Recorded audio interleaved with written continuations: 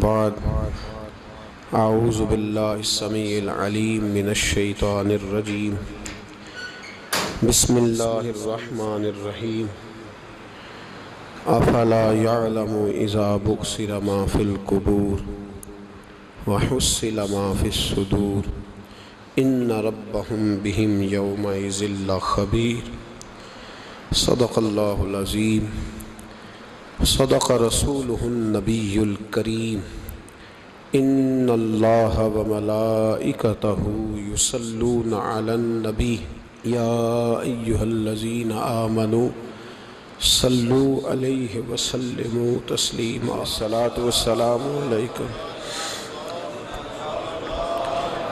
وعلى آلك وأصحابك يا سيدي يا حبيب الله اللهم صل على سيدنا ومولانا محمد معدن الجود والکرم وآلہ وصحبہ وبارک وسلم۔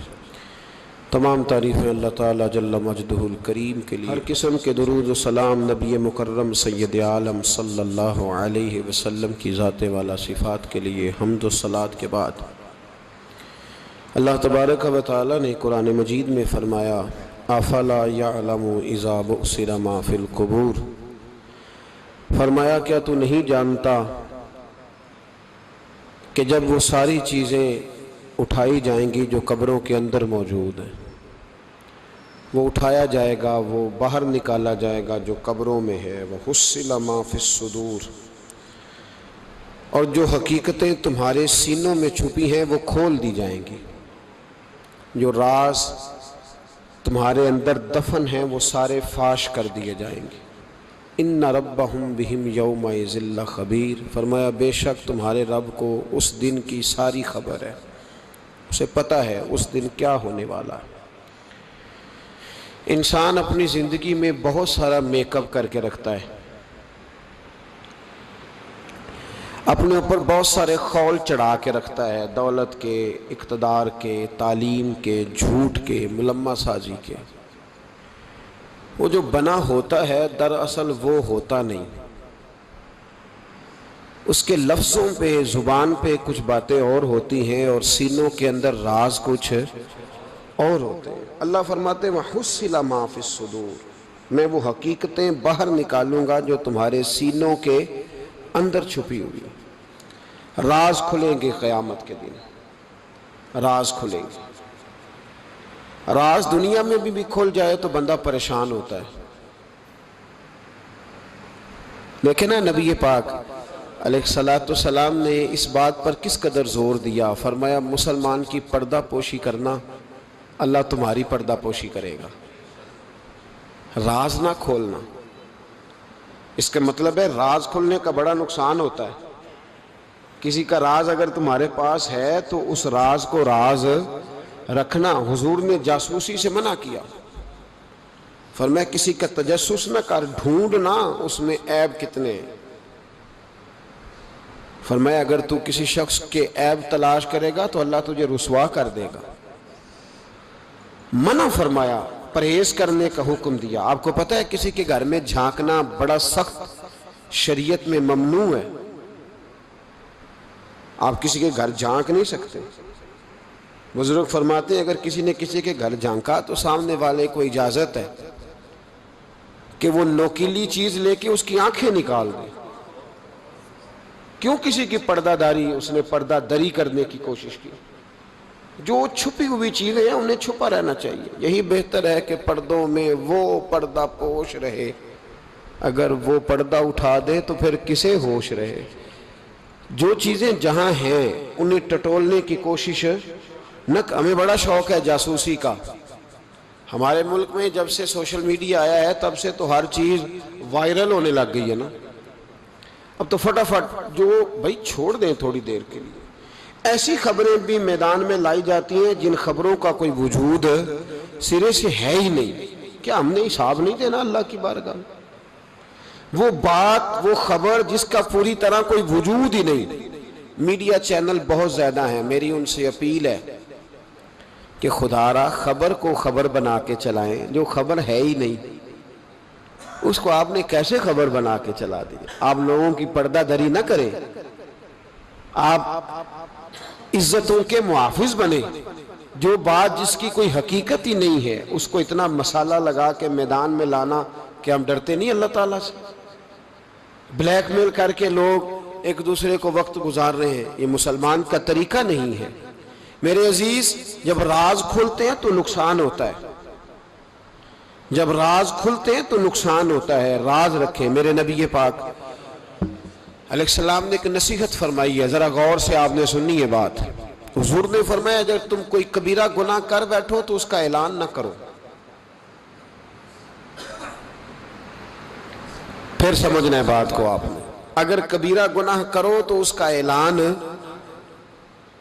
امام اعظم ابو حنیفہ رحمۃ اللہ علیہ فرمایا کرتے جس کی نماز قضا ہو جائے وہ کسی کو بتائے نہ میری قضا ہو گئی ہے. کیوں بھلا؟ اس لیے کہ لوگ کہیں گے کوئی مسئلہ نہیں, اس نے قضا کیا تو میں بھی کر لیتا ہوں. جب لوگ گناہوں کا اعلان سنتے ہیں تو گناہوں پہ دلیر ہوتے ہیں. انسانوں کو دیکھ کر انسان اثر لیتا ہے. جب آپ کسی کو کہیں گے نا کہ میں نے یہ بھی میں تو بڑا کچھ کرتا, ہمارے ہاں تو اللہ تعالیٰ معاف کرے کہ سیانے بندے بڑے فخر سے بتاتے ہیں میں یہ بھی کیا کرتا تھا, میں نے سب کچھ کر کے دیکھا ہے, بڑے پاپ کیے, سارا کچھ کیا. یہ بتانے والی بات ہے, وہ فخر والی بات ہے, شرم والی بات ہے, اور آپ دلیری سے بتا رہے ہیں. یہ تو وہ مقام تھا جہاں زبان لڑکھڑانی چاہیے تھی بات کرتے, اور آپ دلیری سے بتا رہے ہیں میں نے سارے رنگ دیکھے ہیں زندگی کے. یہ وہ کمال ہے. یہ تو کافر, جابر, فاسق, ظالم, لٹیرے سارے یہ کام کرتے ہیں. کوئی دکھانے سنانے والی بات ہے؟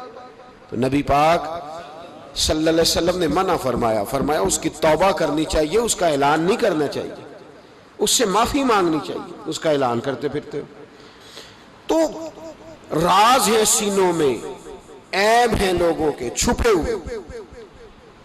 دنیا میں بھی اگر عیب کھل جائے نا, دنیا میں بھی تو بڑی مشکل بن. میرے پاس ایک بچہ آیا, کچھ لوگوں کا درد انسان کو درد مند کر دیتا ہے. MBA اس بچے کی تعلیم, بڑا قابل نوجوان, اور لب و لہجے میں بڑی شائستگی, گفتگو میں بڑا دھیما پن. لگتا ہے کہ تعلیم نے اثر دکھایا ہے, لفظوں کے گورکھ دھندے میں نہیں رہا, اس نے کچھ سیکھا بھی ہے کتابوں سے. اس نے ایک مسئلہ پوچھا, کہنے لگا اگر کوئی والد ساری جائیداد اپنی بیوی کے نام کرا دے تو اولاد کے لیے کیا حکم ہے اس میں؟ تو میں نے کہا کہ وہ اللہ کو جواب دے گا, اولاد سختی تو نہیں کر سکتی, لیکن اس کو چاہیے نہ تھا ایسا کرتا, اس لیے کہ نبی پاک علیہ السلام نے فرمایا فاتقوا اللہ فاعدلوا اولادکم, اللہ سے ڈرو, اپنی اولاد میں انصاف کرو. تو میں نے اس کو کہا کہ یہ آپ نے کس طرح کا مسئلہ پوچھا ہے؟ کوئی شخص اپنی ساری جائیداد کسی کی بیوی کے نام کرا دے. تو میں نے کہا کہ جو اس کی بیوی ہوگی وہ آپ کی اماں بھی تو ہوگی نا. شائستہ نوجوان تھا, اچھا تھا, وہ میری بات کا غصہ کر گیا. کہنے لگا آپ سے تو امید نہیں تھی کہ آپ پوچھیں گے, آپ نے بھی پوچھ لیا. مجھے احساس ہوا کہ یار نہیں پوچھنا چاہیے تھا. میں نے کہا یار آپ تو بڑے ناراض ہو گئے, میں اگر آپ کو ایسی بات ہے تو معذرت کرتا ہوں. تو وہ شخص رونے لگ گیا. جب اس نے بات سنائی تو اس بیچارے کا وجود کہاں پر آتا. کہنے لگا ابا نے پچھلی عمر میں شادی کر لی ہے. تو میں نے کہا اس کو اللہ رسول اجازت دیتے ہیں. تو آپ کہنے لگا جی وہ تو بات ٹھیک ہے, پر کچھ ایسی باتیں سامنے آئی ہیں کہ جو سامنے نہیں آنی چاہیے تھی. حضرت جی میں جوان ہوں, میں 10-12 لوگوں میں اٹھتا بیٹھتا ہوں, میرے والد کی بات کھلی ہے اور پتہ نہیں کیا معاملہ تھا, پہلے بڑا کچھ نام کرا کے اس نے نکاح کیا ہے, پر اب میں کدھر جاؤں, میرا گلی میں کھڑا ہونا مشکل ہو گیا ہے. مجھے کوئی کہتا تو کچھ بھی نہیں, لیکن جب لوگ دیکھتے ہیں نا میری طرف, جب لوگ میری طرف دیکھتے تو مجھے احساس ہوتا ہے کہ ان کی نظروں میں سوال ہیں. مجھے لگتا ہے کہ ان کی ذہنوں میں بہت ساری باتیں چھپی ہوئی. کچھ نکاح ہوتا تو بات اور تھی, کچھ ایسی باتیں سامنے آئی ہیں جو آنی. میں نے اسے معذرت بھی کی, اسے تسلی بھی دی, اور جو میرے سے ممکن ہو سکتا تھا میں نے اس کو کہا. لیکن اس نوجوان کے جانے کے بعد اس کے رستوں کو بھی میں دیکھتا رہا تو میں سوچنے لگ گیا یار دنیا میں ہمارا راز کھل جائے تو اتنا مشکل ہو جاتا ہے, تو جب قیامت میں راز کھلے گا. دنیا میں دیکھیں نا ہمارے ہاں لوگ اگر برا جانتے بھی ہیں تو وہ اللہ ماشاءاللہ معاذ اللہ غیبت کرتے ہیں, سامنے آ کے بات یہی مزاج ہے نا معاشرے کا کہ لوگ بہت بڑا ظلم کرتے ہیں، اپنی جان پر غیبت کرتے ہیں، سامنے آ کے بات تو قیامت میں تو ہر چیز سامنے ہوگی، ہر چیز سامنے آ جائے، کھل کے بات سامنے آئی، کس نے کیا کیا، اپنے عہدے کے ساتھ جس جگہ وہ بیٹھا تھا اس منصب کے ساتھ اس نے کتنی وفا کی یہ بھی پتہ چلے گا، کتنا دھوکہ دیا یہ بھی خبر ہوگی۔ بہت سارے لوگ جعلی ڈگریاں لے کے نہیں بیٹھے ہوئے، لے لیا نا عہدہ، ان کی تنخواہ جائز ہے ان کے لیے، بولے تو یہ راز کھلے گا کہ نہیں کھلے گا قیامت میں؟ حد ہو گئی اس ملک کے اندر کہ یہ 1 درجن بندے کی بات نہیں، یہ 1.5 درجن بندہ نہیں، یہ تو کیا بتائیں۔ اور ہم دنیا میں اپنا کون سا منہ لوگوں کے سامنے کریں کہ یہ ایک لائن ہے لمبی، ڈگری جعلی، کاغذ کا ایک ٹکڑا لیا تو وہ بھی جعلی۔ میرے عزیز یاد رکھیں اور ضرور اس پر غور کریں، یہ چیزیں جب قیامت میں کھلیں گی تو مسائل پیدا کریں گی، اور اللہ کہتا ہے میں کھولوں گا، میں یہ تمہاری چیزیں، جو ٹیچر، جو ڈاکٹر، جو کلرک، جو بیوروکریٹ 2 سال کی چھٹی لے کے سیر کرنے چلا جاتا ہے اور وہاں لکھ کے دے جاتا ہے کہ میں یہ بخار چڑھا ہوا ہے، میں تو بڑا سخت بیمار ہو گیا ہوں، تو میرے اندر کا سارا نظام گڑبڑ ہو گیا، دوائی لینی ہے، ٹھیک ہے چھٹی مل گئی، قانون میں کمزوریوں کا فائدہ اٹھایا، تو جب قیامت میں راز کھلے گا یہ تو سیر کرنے گیا تھا، موج کرنے گیا تھا۔ یہاں تو لوگ نوکری لے کے خوشحال ہو جاتے ہیں، کہتے ہیں جی اللہ کا بڑا فضل ہے، میں 2 گھنٹے جاتا ہوں۔ میں نے کہا فضل نہیں، یہ آزمائش ہے، یہ شرم والی بات ہے جو دلیری سے تو کہہ رہا ہے، یہ شرم حیا والی بات ہے۔ تو 8 گھنٹے کی، میں نے پہلے بھی بتایا تھا، محدث اعظم پاکستان حضرت مولانا سردار احمد صاحب رحمۃ اللہ تعالی علیہ ایک استاد کو رکھنے لگے ادارے میں پڑھانے کے لیے۔ استاد کے ساتھ وظیفہ طے ہوا، سمجھ لیں کہ 10,000 روپیہ تجھے ماہانہ دیں گے، صبح 8 بجے سے لے کر 1 بجے تک تو نے پڑھانا ہے۔ استاد نے سائن کر دیے پڑھاؤں گا، تو آپ فرمانے لگے استاد جی آپ روٹی نہیں کھائیں گے اس دوران، پیشاب نہیں آئے گا آپ کو، پانی نہیں پیئیں گے؟ حضور پینا ہے، تو فرمانے لگے لکھا کیوں نہیں؟ آپ نے مسلسل 1 بجے تک بیٹھنے کا لکھ دیا ہے، تو بتائیں جب آپ پیشاب کرنے جائیں گے تو وہ آپ کا کام کہاں لکھا جائے گا؟ آپ نے لکھ کے دیا ہے کہ میں اتنی ڈیوٹی کروں گا، تو آپ کو سمجھنا چاہیے تھا، کہنا چاہیے تھا کہ میں روٹی بھی کھاؤں گا، پانی بھی پیوں گا، اگر پڑھاتے تھک جاؤں گا تو تکیے پہ لیٹوں گا بھی، کیوں آپ نے یہ معاہدہ ایسا کیا؟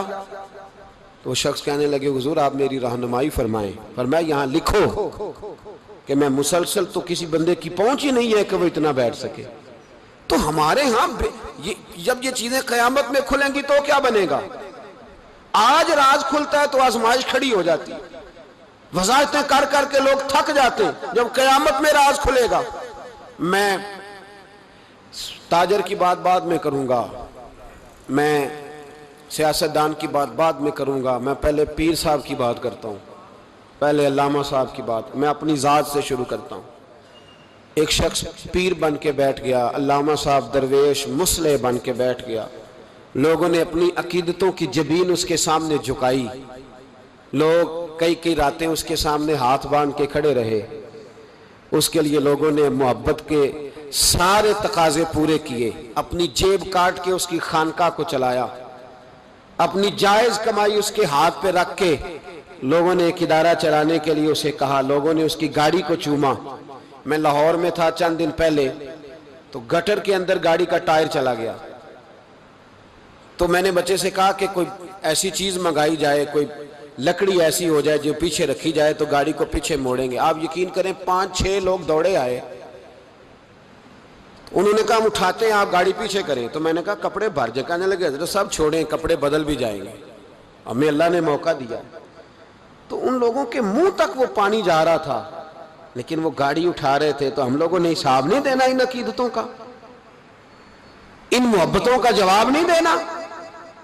اتنی عقیدت کو شخص کرے کہ وہ گندا پانی منہ تک لے جانا پسند کرے کہ یہ شخص نیک ہے تو میں نے اس کی نوکری کرنی ہے، تو اگر وہ شخص جھوٹا ہو، اگر وہ شخص بنا ہوا ہو، اگر وہ اپنا قد اونچا کرنے کے لیے مذہب کا نام استعمال کر رہا ہو، مذہب اس کا مشن نہ ہو، بلکہ مذہب پیسے کمانے کے لیے اس نے اختیار کیا ہو، دولت کٹھی کرنے کے لیے، تو آج تو چلو ٹھیک ہے، لوگ بیچارے عقیدتوں اور محبتوں کا خراج دیتے رہیں گے، لیکن وَحُصِّلَ مَا فِي الصُّدُورِ، جب قیامت میں پردہ کھلے گا، قیامت میں پردہ کھلے گا. میں نے کہا تھا کچھ جمعے پہلے، پھر بات دہراتا ہوں. ایک درویش شخص ہیں، وہ کہتے ہیں میں زندگی میں کبھی نہیں کام پا، پر ایک طوائف مجھ پہ راشا طاری کر گئی. طوائف کہتا ہے میں نے جبہ کبہ پہنا تھا، طوائف میرے پاس سے گزر رہی تھی، تو میں نے اس کو کہا کہ بچے باز آ جا، اللہ اللہ کیا کر، چھوڑ دے. تو اس نے نقاب آگے کر لیا، کہنے لگی بابا میں تو آپ کی بات پر عمل کروں گی، پر ایک جملہ کہنے کی اجازت ہے؟ تو میں نے کہا بیٹی کہہ لو. تو کہنے لگی بابا میں تو جو نظر آ رہی ہوں نا وہی ہوں، جو نظر آتی ہوں وہی کہلاتی ہوں. تو بتا تو جو کہلاتا ہے وہ جو نظر آتا ہے وہی کہلاتا ہے کہ کچھ اور بھی ہے؟ تو کہلاتا کچھ ہے اور بنا ہوا ہے کچھ اور. تو بھی دیکھ کہ تو وہی ہے جو تو کہلاتا ہے. کیا حساب نہیں دینا لوگوں نے؟ باہر نہیں آئیں گی یہ ساری چیزیں؟ اتنا بڑا دھوکہ، اور کوئی چیز نہیں ملی استعمال کرنے کو. جب الیکشن آیا تو اسلام زندہ باد، جب الیکشن آیا تو اسلام زندہ باد، اور اس کے نام پہ ووٹ اور اس کے نام پہ سارا کچھ. اور جب تھوڑا سا اللہ تعالیٰ خیر فرمائے حالات بدل گئے، 2-3 سیٹیں مل گئیں، تو پھر کسی بھی حکومت کے پاس جا کے 2 وزارتیں لے لی. میرے پاس بھی لوگ آتے رہتے ہیں. ہماری قوم کو سب کو سیاستدان بنا دیا گیا ہے. اس طرح سیاستدان کا کوئی پتہ نہیں نا کس پارٹی کا ہے، اس طرح عوام کا بھی اب یہ سارا نفاق ان لوگوں نے برپا کیا ہے. یہ ان لوگوں نے لوگوں میں بات اچھالی ہے. لوگ بھی اس کو بھی کہہ دیتے ہیں تیرے ساتھ ہیں، اس کو بھی کہہ دیتے ہیں. کیا کریں؟ ان کے شر سے بچنے کے لیے ایسا کرتے ہیں، ورنہ شر پھیلاتے ہیں لوگ. ایک صاحب میرے پاس آ گئے. اب جب آپ کے پاس کوئی شخص آتا ہے تو آپ دروازہ تھوڑی بند کر سکتے ہیں. آ گئے ملنے کے لیے، تو انہوں نے آ کے نہ موبائل نکالا، کہنے لگے 100 سے زیادہ تقریریں ہیں آپ کی تقریر سنے بغیر میں سوتا نہیں. آئے سیاسی مقصد کے لیے، میں آپ کی تقریر سنتا ہوں. میں نے کہا اللہ آپ کو جزائے خیر دے، مجھے تو پوری دنیا سے لوگ کہتے ہیں تقریر سنتا ہوں. چلے مہربانی ہے، مجھے تب فائدہ جب کوئی تقریر سن کے اثر بھی کرے. تو چلیں خیر، آپ کہہ رہے ہیں تو اچھی بات ہے. انہوں نے اس پر اور تھوڑا زور دینا شروع کیا. تو کئی دفعہ نا تکلیف ہوتی ہے کہ یار آپ کیا سمجھتے ہیں سامنے والا پاگل ہے، بیوقوف ہے؟ اور جو ساتھ لے کے آنے والے ہوتے ہیں وہ بھی خیال نہیں کرتے ہم کیا کہہ رہے ہیں. آپ پاگل سمجھ رہے ہیں سامنے والے کو کہ آپ جھوٹی تعریف کریں گے سامنے والا مان جائے گا. ڈرنا چاہیے اللہ تعالیٰ سے. یہ بڑی تکلیف. یہ آپ وہ جو آپ نے ایک موقع پہ کہا تھا، میں نے اسے کہا، میں نے کہا صاحب آپ نے 10 دفعہ کہا ہے تو میں نے سن لیا ہے، لیکن مجھے 1% بھی خوشی نہیں کہ آپ مجھے سنتے ہیں. یہ کام آپ الیکشن کے بعد آ کے میرے ساتھ کرتے تو مجھے بڑی خوشی ہوتی، مجھے تسلی ہوتی کہ آپ واقعی مجھے سنتے ہیں. یہ کیا بات ہوئی؟ پتہ نہیں اب آپ کس کس کو جا کے یہ کہیں گے، کس کس کے ساتھ آپ یہ زاویہ نگاہ لگائیں گے. جو تجھے دیکھ کے پھر کسی اور کو بھی دیکھے، جو تجھے دیکھ کے پھر کسی اور کو بھی دیکھے، تماشائی ہے وہ طالب دیدار نہیں. تو میں نے کہا آپ تماشائی بن کے نہ آئے، مہربانی فرمائیں جائیں کہیں اور. جا کے کیا سمجھا لوگوں نے؟ جس طرح کا موڈ آئے گا جس کے ساتھ آپ جائیں گے. اب تو اتنا ماحول عجیب ہو گیا. پہلے کو کسی بزرگ سے ملتا تھا نا، کسی کو نیک سمجھ کے تو کہتا تھا حضرت میرے لیے دعا کرنا. اب کو ملتا ہے تو کہتا ہے حضرت جی اوراں ویکھیا جے تہاڈی سیلفی لینی ہے. یہ کون سا دین؟ آپ مذہب کے نام پہ بھی وہی ملمہ سازی، وہی بناوٹ. تو جب راز کھلے گا، وَحُصِّلَ مَا فِي الصُّدُورِ، جب سینوں کی چیزیں باہر آئیں، میں کہتا ہوں آج راز کھل جائے مشکل ہو جاتا ہے. لوگ وضاحتیں دیتے پھرتے ہیں. جب قیامت میں راز کھلیں گے، سب سے پہلے دیندار شخص کو دیکھنا چاہیے. میرے نبی پاک علیہ السلام نے فرمایا سب سے پہلے جہنم میں ریاکار عالم دین کو ڈالا جائے گا. عالم کو سب سے پہلے دوزخ میں ڈالا جائے گا، اس لیے کہ اس نے اپنا قد اونچا کرنے کے لیے دین کو ٹیشو پیپر بنایا. یہ تو بات ہو گئی دینداروں کی. ایک سیاستدان نے نعرہ لگایا، اس نے کہا روٹی دوں گا، کپڑا دوں گا، مکان دوں گا. ایک بعد میں پھر آ گیا، اس نے کہا تحفظ دوں گا. ایک تیسرا آ گیا، اس نے کہا میں فلاں کر دوں گا. آتے رہے. لوگ بیچارے مجبور ہیں، پریشان ہیں. ہمارے ملک میں PhD کرنے کے بعد لوگوں نے چائے کے ڈھابے بنائے ہوئے ہیں. لوگ آزمائش کا شکار ہیں. کدھر جائیں؟ سیاستدان کے پیچھے لگ گئے. لوگوں نے نعرے بھی لگائے، لوگوں نے اپنی جیب سے پوسٹر بھی اس کے بنوا کے چسپاں کیے. ساری اس کے پیچھے لوگ لگ گئے۔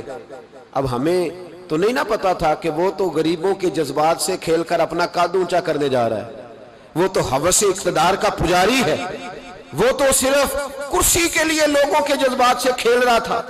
اس نے تو اتنے زبردست نعرے اس لیے سکھائے تھے کہ لوگ میرے پیچھے لگ جائیں، کسی کی مجبوری کا نام لے کے اسے پیچھے لگا کے پھر وہ اپنے ذاتی مفادات لینا چاہتا تھا۔ اللہ فرماتے ہیں دنیا میں تو دھوکہ دے لے گا پر وَحُصِّلَ مَا فِي الصُّدُورِ، میں راز کھول دوں گا۔ ایک حدیث سنانے لگا جو آپ نے رٹ کے یاد کرنی ہے، کر لیں گے انشاءاللہ؟ بولیے سارے کہیے انشاءاللہ کر لیں گے یاد ماشاءاللہ سے۔ سنیں، ابو داؤد شریف میں، ترمذی میں حدیث ہے، نبی پاک علیہ السلام نے فرمایا کچھ لوگوں کی پشتوں پر اللہ قیامت میں جھنڈے گاڑ دے گا۔ پشت ہوتی ہے نا، پشت، مقعد، سرین، اس پر اللہ جھنڈا گاڑ دے گا، وجود کے ساتھ لگا دے گا۔ حدیث صحیح عرض کر رہا ہوں، حضرت انس بن مالک رضی اللہ تعالیٰ عنہ حدیث کے راوی ہے، فرمایا جھنڈا پشت کے ساتھ گاڑ دیا جائے گا، اور اونچا جھنڈا ہوگا قد سے۔ تو لوگ سارے کہیں گے یا اللہ یہ کون ہے، کون ہے یہ؟ تو رب کریم فرمائے گا یہ اپنی قوم کا غدار ہے، یہ اپنی قوم کا، ان کے جھنڈے یہاں نہیں لگیں گے، ان کے جھنڈے وہاں بھی لگیں گے۔ میرے نبی پاک علیہ السلام نے فرمایا غداروں کی پشتوں پہ اللہ جھنڈے لگائے گا، اور یہ جھنڈے لگیں گے، اور جب لوگ پوچھیں گے یہ کون ہے تو کہا جائے گا وہ یہ ہے جس کو قوم نے امانت دار سمجھ کے سربراہی دی پر یہ غدار نکلا۔ قوم نے اعتماد کیا، امانت دار سمجھ کر یہ غدار نکلا۔ یاد رکھنا تمہارے جھنڈے لگیں گے، آج تمہاری گاڑیوں پہ سرکاری جھنڈے ہیں، آج تمہاری بڑوں بازاروں پر سرکاری جھنڈا ہے، قیامت میں تمہاری پشت پر غداری کا جھنڈا ہوگا، غداری کا۔ اور میرے نبی پاک علیہ السلام نے فرمایا غریبوں کو اللہ قوت دے دے گا، اور جو تکبر کرنے والے تھے انہیں اللہ کیڑیوں کی شکل عطا کرے گا، چیونٹیوں کی شکل، کیڑے مکوڑے بنا دے گا، اور غریب پیروں کے نیچے مسل کے جائیں گے۔ وقت تھوڑا رہ گیا، وَحُصِّلَ مَا فِي الصُّدُورِ، فرمایا تمہارے سینے کے سارے راز اللہ باہر نکال دے گا، فاش ہو جائے گی ہر چیز، کھل جائے گا سارا، آئینہ باہر آئے گا، تمہیں وہ سارا کچھ بھگتنا ہے۔ کتنے بادشاہ گزرے آپ کے ملک میں، کتنوں کی قبروں پہ لوگ فاتحہ پڑھنے جاتے ہیں، کتنے ہیں جن کا اب نام ہوتا ہے، تصویریں لگی ہوئی ہیں پارلیمنٹ میں، اس سے زیادہ کوئی شے ختم ہو گئی بات، کدھر گئے؟ ہمارے تو نوجوانوں کو یاد بھی نہیں، کیا کسی نے کمال کر لیا وزیر اعظم بن کے، کیا اس نے کر لیا؟ ختم ہو گئی بات۔ خدا را جو آپ ہیں آپ وہی بیان کریں، دھوکہ نہ دیں، ورنہ یہ راز جب کھلے گا، میرے نبی پاک علیہ السلام نے فرمایا بہت بڑا تاجر قیامت میں اللہ کی بارگاہ میں کھڑا کیا جائے گا، اللہ اس کے بچوں کو بھی بلائے گا، کہے گا تمہیں پتہ ہے تمہارا مال حرام ہے، ناجائز ہے، تمہارے باپ نے دھوکے سے کمایا ہے۔ تو نبی پاک علیہ السلام نے فرمایا، امام سیوطی نے حدیث لکھی ہے، نبی پاک فرمانے لگے وہ اولاد اپنے باپ پہ مقدمہ کر دے گی، وہ جن کو دے گیا نا کہ وہ والا پلاٹ بھی تیرا، وہ والا بھی تیرا، وہ والا بھی، وہ مقدمہ کر دے گا۔ وہ کہیں گے اے اللہ ہم نے اسے کہا تھا ہمیں ناجائز مال دے، اس سے پوچھ اس نے کیوں کمایا؟ میرے مصطفیٰ کریم علیہ السلام فرماتے ہیں احد پہاڑ کے برابر اس کی نیکیاں ہوں گی، لیکن جرم یہ ہوگا کہ کمائی حرام تھی، تو اللہ کریم ان بچوں کے مقدمے کی وجہ سے باپ کو جہنم میں داخل کر دے گا۔ یہاں وہ سخی بھی بن کے گیا ہے، یہاں وہ کہتا، وہ کہانیاں سنایا کرتا تھا کہ میں بڑی محنت سے آگے گیا ہوں۔ وَحُصِّلَ مَا فِي الصُّدُورِ، میں تمہارے سینوں کی چھپی چیزیں راز کھول دوں، راز فاش ہو، تمہیں ہر چیز دیکھنی پڑے گی۔ میرے رسول پاک علیہ السلام کی ایک حدیث بڑی انفرادی ابن حجر نے لکھی، میں تو اس حدیث کو پڑھ کے میں نے کتاب بند کر دی، میں نے کہا اللہ ہمیں معاف کرے۔ نبی پاک علیہ السلام نے فرمایا جس کو امین بنایا گیا اور اس نے خیانت کی، وہ کسی جگہ کا بھی امین تھا، وہ ممبر رسول کا امین تھا یا ڈاکٹر کی کرسی کا، وہ کسی سکول کے ادارے کا امین تھا یا حکومت میں کسی عہدے پہ، جسے امین بنایا گیا، توجہ ہے میری بات پر، جسے امین بنایا گیا اس نے خیانت کی، تو اس نے جس چیز کی خیانت کی ہوگی وہ چیز قیامت کے دن اس کی گردن کے ساتھ لٹکی ہوئی ہوگی، گردن کے ساتھ۔ محبوب فرمانے لگے ایک شخص آئے گا اس کی گردن پر اونٹ بیٹھا ہوگا. اور حدیث کے لفظ یہ ہیں، حضور فرماتے ہیں مجھ سے فریاد کرے گا کہ یا رسول اللہ میری مدد کرے، تو میں اسے کہوں گا میں نے تجھے سمجھایا نہیں تھا، اب تیرے بارے میں اللہ فیصلہ کرے گا. پھر ایک اور شخص آئے گا تو اس کی گردن کے ساتھ، اس نے چونکہ گھوڑے چرائے تھے تو اس کی گردن کے ساتھ گھوڑے لٹکے ہوئے ہوں گے، گھوڑے. اللہ اکبر. تو وہ فریاد کرے گا حضور میری مدد کرے. ذرا یہ چیزیں بھی جاگ کے سنا کرے. آپ شفاعت رسول کے موضوع پر نعرے لگاتے ہیں، پہلے یہ بھی تو دیکھیں نا حضور سفارش کریں گے کس کی، اس پر بھی ذرا غور فرمائے. وہ جو سبحان اللہ ماشاءاللہ والا عنوان ہوتا ہے اس پہ کہتے ہیں ماشاءاللہ جی آج تو پتہ چل گیا جنتی ہیں. وہ بھائی جنت کی سڑک پہ بھی تو چڑھنا ہے کہ نہیں؟ اور رستہ بھی اختیار کرنا ہے کہ نہیں؟ کہ آپ کا خیال یہ ہے کہ آپ کو ہیلی کاپٹر کے ذریعے جنت میں ڈال دیا جائے، کچھ کرنا نہ پڑے. عزیز بھائی، میرے نبی پاک علیہ السلام فرمانے لگے کچھ لوگ ایسے ہوں گے کہ ان کی گردنوں کے ساتھ بکریاں ممنا رہی ہوں گی، گدھے ہنہنا رہے ہوں گے. فرمایا وہ فریاد کریں گے تو میں کہوں گا تمہیں سمجھایا نہیں تھا.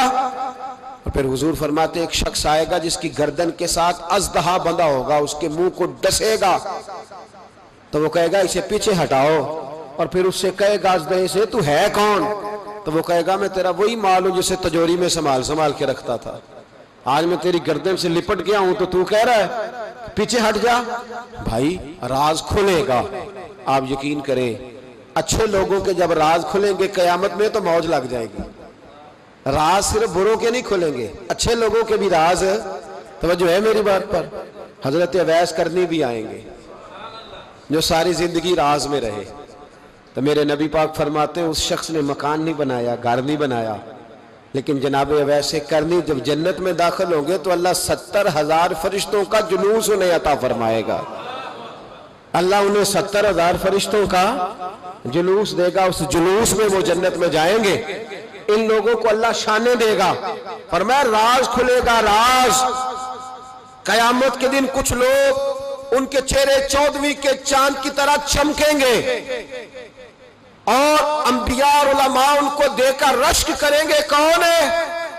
تو میرے مصطفیٰ کریم علیہ السلام فرماتے ہیں رب کریم فرمائے گا یہ میرے محبوب کی امت کے وہ نیک لوگ ہیں جس سے بھی محبت کرتے تھے اللہ کی رضا کے لیے کرتے تھے، اور جس سے بھی انہوں نے زندگی میں دشمنی رکھی صرف اللہ کی رضا کے لیے. اب یہ اللہ کی رضا والا معاملہ کہاں تھا؟ ان کے سینے کے اندر. تو اس کی جزا انہیں قیامت میں ملے گی. کچھ لوگوں کا راز کھلے گا، انہیں بڑا لطف آئے گا، بڑا مزہ آئے گا.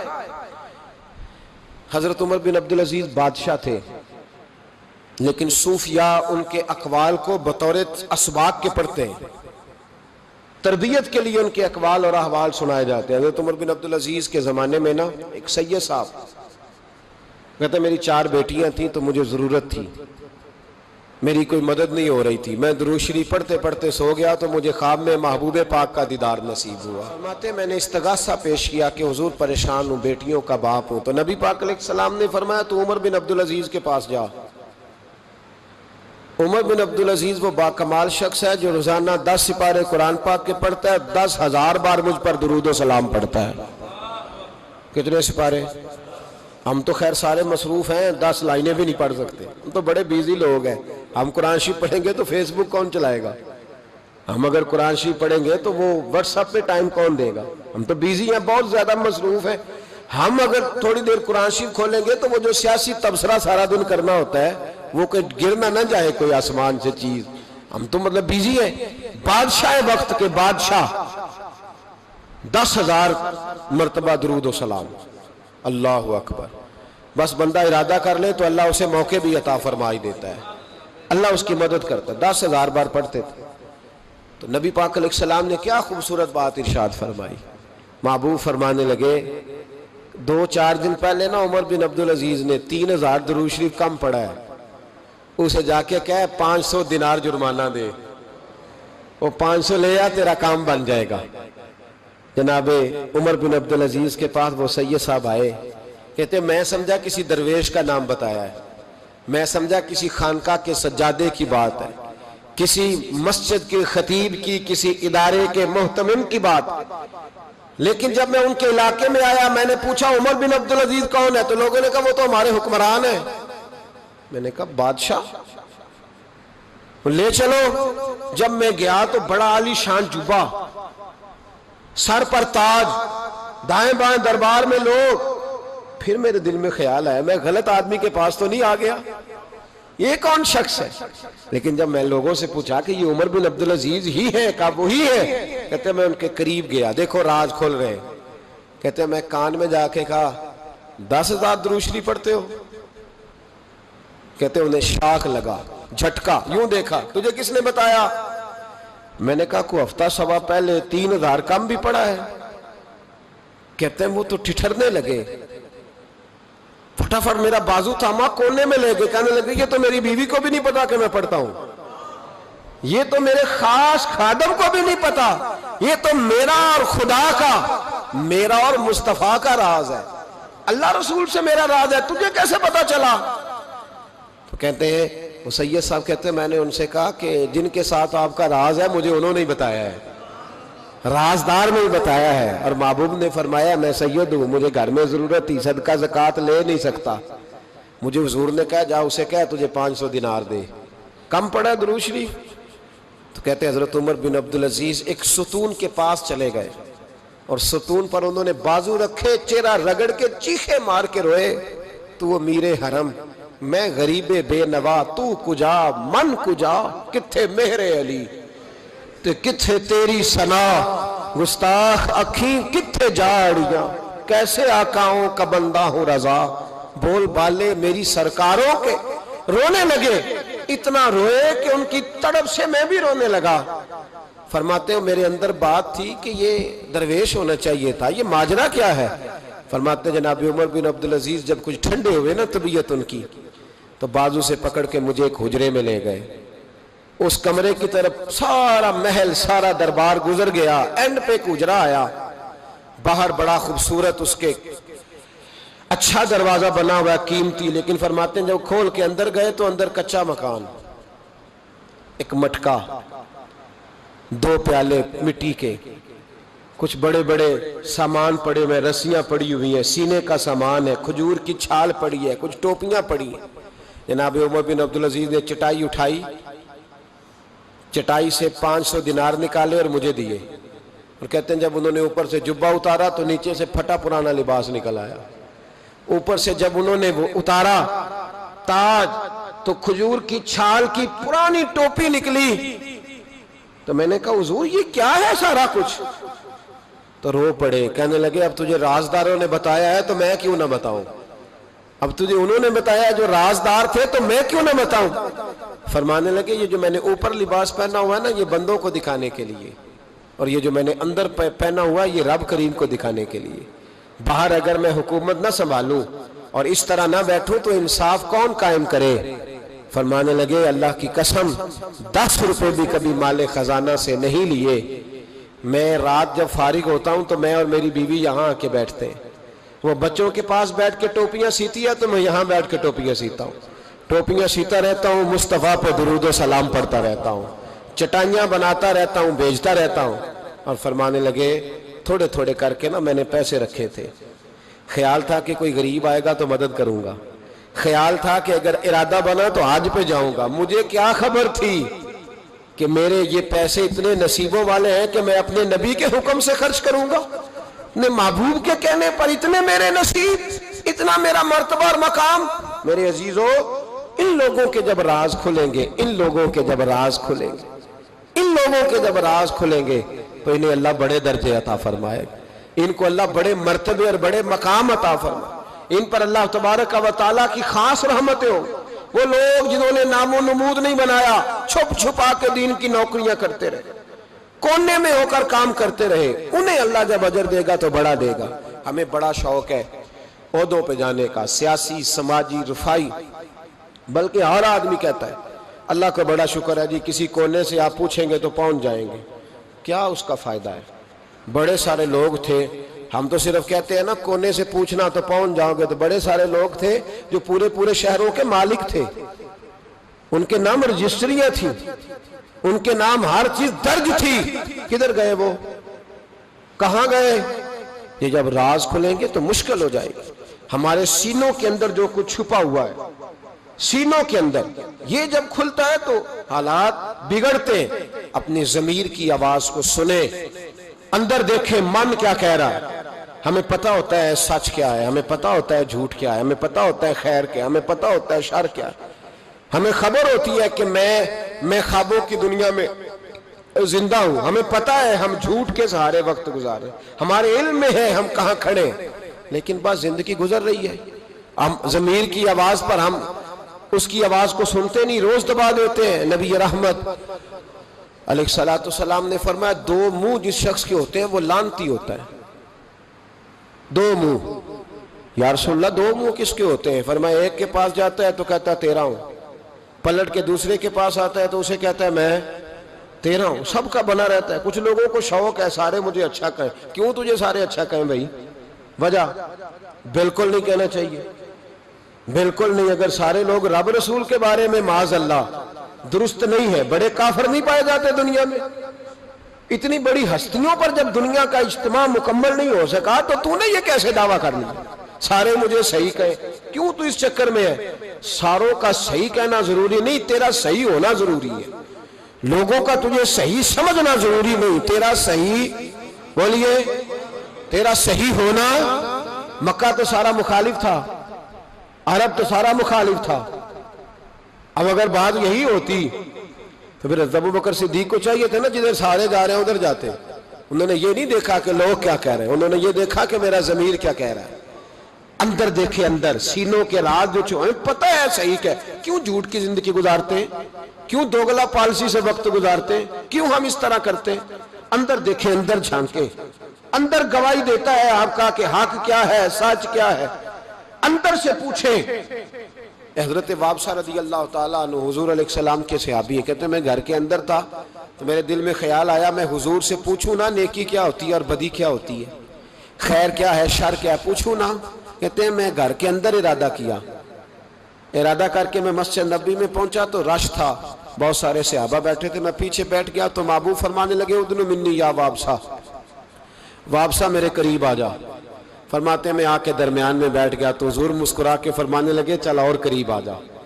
اور قریب آیا تو حضور کہنے لگے ادنو منی, چل یار اور قریب آ جا. کہتے میں اتنا قریب آیا کہ میرے گھٹنے حضور کے مقدس گھٹنوں سے مس ہونے لگ گئے. حضور نے فرمایا کیسے آئے ہو, کیسے آئے؟ کہتے ہیں میں بولنے ہی لگا تھا کہ حضور فرمانے لگے تو بتائے گا کیا پوچھنے آیا کہ میں بتاؤں؟ موج ہے آج, محبوب کا دروازہ رحمت کھلا. فرمایا میں نہ بتاؤں تو کیا پوچھنے آیا تھا؟ کہا حضور آپ بتائیں تو پھر تو کمال ہو جائے. تو محبوب نے فرمایا تو نے زبان سے تو نہیں کہا پر دل میں تو سوچ کے آیا تھا, آج حضور سے پوچھوں گا نیکی کیا ہوتی ہے بدی کیا ہوتی ہے. کہتے میرا چہرہ کھل اٹھا. میں نے کہا حضور واقعی آپ اللہ کے سچے رسول ہیں, یہی پوچھنے آیا تھا. نبی پاک نے میرے سینے پہ ہاتھ مارا. میں جا, میں نے تیرے دل کو دین کا عالم بنا دیا ہے, اپنے دل سے پوچھ لے, تیرا دل ہی تجھے فتویٰ دے دیا کرے گا. آج کے بعد تیرا دل تجھے بتائے گا کہ نیکی کیا ہے اور بدی. بولیے نیکی کیا ہے اور بدی کیا ہے, تیرا دل تجھے بتائے گا. اس سے فتویٰ لے لے, پوچھ لے نیکی کیا ہے بدی کیا ہے. او بھائی ضمیر کی آواز سنے, پوچھیں یہ آپ کو کیا کہہ رہا ہے. ہمیں پتہ ہوتا ہے ہم غلط ہیں, صحیح نہیں چل رہے. کس بات کا انتظار ہے؟ موت کا, گاڑی کی ٹکر ہونے کا؟ ہم کس بات کا انتظار کر رہے ہیں کہ جب رپورٹ کرائیں تو اس کے اندر کوئی بیماری نکل آئے؟ کس بات کا انتظار کر رہے ہیں جب ڈاکٹر ہمیں کہے کہ بس کھانا پینا بند ہے اب آپ کا, بس دوائیوں پہ, اس وقت کا انتظار ہے؟ لوگوں کو ذرا کوئی بیماری کی کھینچ لگتی ہے تو 4 دن سوچتے ہیں اب میں بالکل نیک ہوں, صحیح ہو جاتے ہیں تو انہی چکروں میں. او خدا کے بندو, اندر کی آواز سنو. آپ کے اندر سے روز آواز آتی ہے کہ نمازیں 5 ہیں تو 5 پوری پڑھنی چاہیے. آپ کے اندر سے آواز آتی ہے کہ میری بقا قرآن پاک میں ہے, مجھے قرآن روز کھولنا چاہیے. آواز آتی ہے کہ میں اس درویش کے جا کے آستانے میں بیٹھوں گا تو میں بچ جاؤں گا. کیوں ضمیر کے قیدی بنے ہوئے ہو؟ کیوں خول توڑ کے باہر نہیں آتے؟